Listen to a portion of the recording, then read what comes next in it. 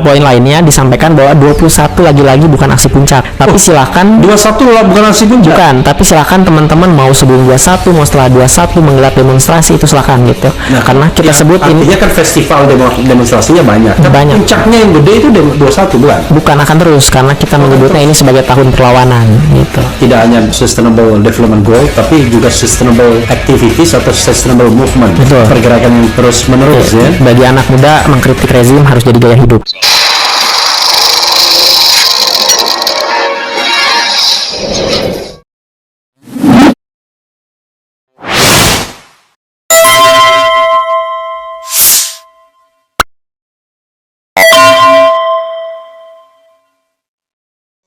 Oke, nah ini juga ada Bambang Triwana, ini suka ngata-ngatain juga ya, apa saya bacakan. Nggak apa-apa. MUI, BEM pengusung khilafah, pengikut iblis. Nah, ada lagi, muncul lagi khilafah ya kan.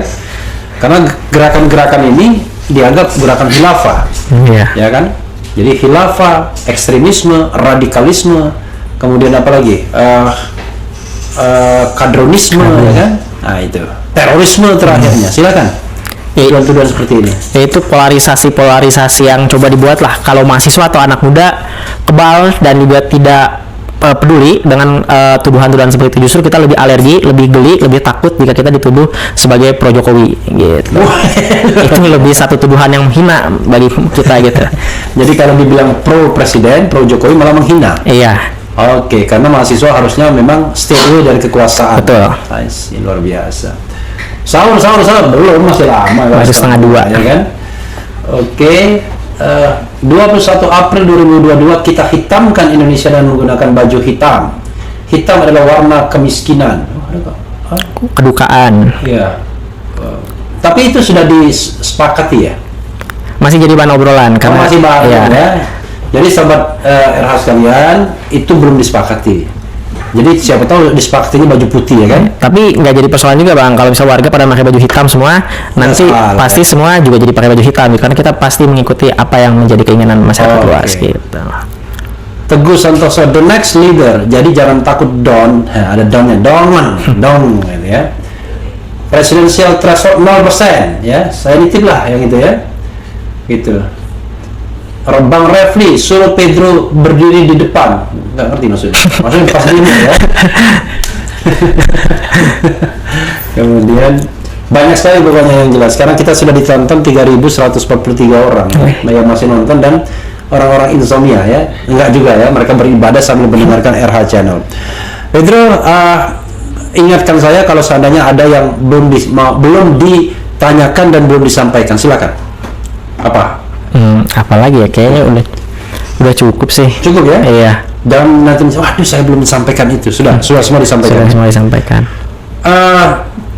Sekarang, nah ya titik demonya. Nah, Titik demo. terkait titik demo yang pertama itu selalu sebelum kita demonstrasi jauh-jauh hari itu sudah banyak penghalang. Yeah. Bahkan bukan di titik demo tapi dari titik menuju itu sudah dihalang-halangi. Yeah. Nah, menghindari itu titik aksi dibuat disebarkan atau disampaikan biasanya H-1. Itu yang pertama. Dan yang kedua, kita mau menyampaikan bahwa jangan terlepas pada satu titik aksi. Oh, jadi di berbagai titik. Di berbagai titik. Kalau misalnya misalnya ada 30 kementerian di Jakarta, teman-teman masyarakat semua mau 30-30-nya didemoin masing-masing. Satu titik kementerian 100 orang nggak jadi persoalan gitu. Jadi jangan terpaku kepada satu titik besar. Silakan bikin titik-titik demonstrasi lain. Karena itu yang pertama akan membantu bagaimana mahasiswa dan bagaimana pelajar dan masyarakat lain yang akan kritik aksi, karena nanti penjagaannya juga akan tersebar di mana-mana gitu. Ada rencana untuk menduduki satu titik nggak? Pasti titik satu utama pasti ada. Seperti tahun 98 gitu. Iya, tapi untuk titiknya biasa disampaikan H-1. Kayak misalnya kemarin kita aksi di Harmoni, itu kan sebagai salah satu bentuk yang kita sebut mencair gitu atau tidak terduga gitu. Jadi bagaimana yang disasar adalah pusat keramaian. Iya. Karena pusat pemerintahan nggak berguna kita demo di sana. Oke. Gitu, tidak ada yang keluar, tidak didengar gitu. Jadi kita lebih baik menyampaikan kepada masyarakat luas dengan di pusat keramaian. Oke. Gitu. Jadi mau disampaikan yang pertama, jangan terpaku kepada satu titik yang nanti mahasiswa tuju atau titik demonstrasi besar, tapi lakukan titik-titik tersebut tersebar di mana-mana gitu. Oke. Apalagi di DKI Jakarta, ada Jakarta Timur, Jakarta Selatan, Jakarta Pusat, silakan di masing-masing Tapi pertanyaannya sampaikan adalah, juga. kenapa diumumkan di Istana Negara tiba-tiba pindah sehari sebelum hari H ya? Itu pindah ke MPR DPR. Itu yang pertama, itu kan konsolidasinya BMC, dia yang memutuskan dari istana ke DPR. Kita nggak tahu internalnya ada pertimbangan apa, tapi yang pasti teman-teman lain juga ada yang tetap berdemonstrasi di istana. Jadi kemarin ada 2 titik di istana dan juga di DPR gitu. Istananya pun sampai patung kuda doang. Sampai patung kuda udah pasti tidak bisa lebih dari situ. Beda ya, kalau dulu zaman SBY demo itu biasanya mendekati istana itu sampai yang ini. Dulu saya pernah juga demo kecil-kecilan ya, demo pemilihan kepala daerah secara langsung kan, waktu itu kan mau di DPRD. Kita bisa tuh demo di jalan apa yang di depan istana itu, yang di Merdeka Barat. Kalau ke sana Harmoni, ke kanan itu kan Mahkamah Agung. Iya. Itu, nah jalan di situ itu bisa demo di situ. Tapi sekarang zaman Jokowi boro-boro demo di situ. Di depan MK aja udah nggak bisa. Iya. Jadi cuman mentoknya di patung kuda. Iya. Kalau dari sananya Tugu Tani. Jadi kita demo dengar kuda sebenarnya. Sama dengan patung Tani. Iya. Jadi cuman Tugu Tani, patung kuda. Iya. Tugu Tani, patung kuda ya. Gitu. Itu jangan-jangan itu simbol. Lebih baik ngomong sama kuda ya. Gitu. Dan poin lainnya disampaikan bahwa 21 lagi-lagi bukan aksi puncak. Tapi silakan 21 lah bukan aksi puncak. Bukan, tapi silakan teman-teman mau sebelum 21, mau setelah 21 menggelar demonstrasi itu silakan gitu. Nah, karena kita sebut ini artinya kan festival demonstrasinya banyak. Tapi banyak. Puncaknya yang gede itu 21 bukan? Bukan, akan terus karena kita menyebutnya ini sebagai tahun perlawanan gitu.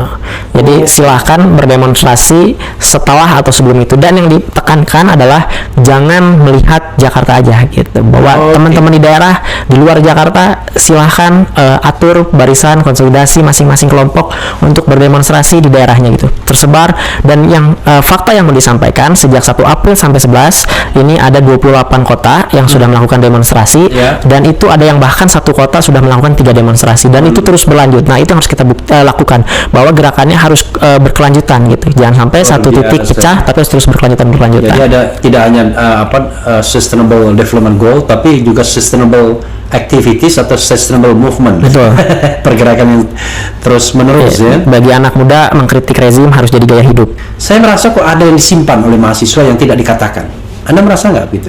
Iya. Ada satu tuntutan yang disimpan yang nggak dikatakan, tapi itu the main objective of the movement. Ya, tadi yang disampaikan di awal bahwa jangan sampai terbelah oleh sikap pemerintah yang seakan-akan akan melakukan pemilu, sementara isu di masyarakat atau di luar Jakarta itu yang terpentingnya bukan penundaan pemilu saja, tapi ada ekonomi dan juga ada isu-isu lain. Nah, yang mau saya sampaikan tadi bahwa akan ada perubahan dan akan ada terus bagaimana perkembangan tuntutan mahasiswa, dan mungkin itu tadi yang disebut Bang Refli bahwa itu ada tuntutan ultimate yang nanti disimpan itu. Jadi kita lihat dulu tanggapan atau respon dari kekuasaan itu dan bagaimana mayoritas masyarakat mengenai isu situasi nasional hari ini gitu. Lihat masyarakat. Iya. Jadi respons masyarakat bagaimana, maka mahasiswa disitulah yang akan mengambil sikap. Betul. Gitu ya. Jangan sampai kemudian subjektif maksudnya ya. Iya. Mahasiswa pengen A tapi masyarakat enggak. Iya, betul. Menarik sekali ya.